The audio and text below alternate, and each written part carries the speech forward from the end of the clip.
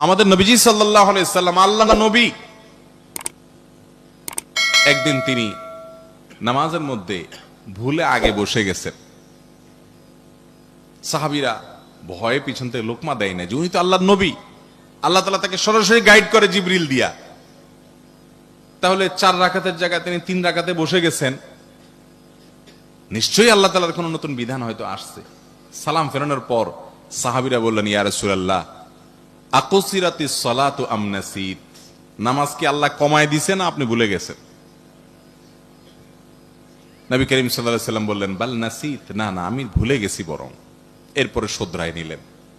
তাহলে আমাদের ইমাম সাহেবদের ভুল হওয়া স্বাভাবিক না অস্বাভাবিক?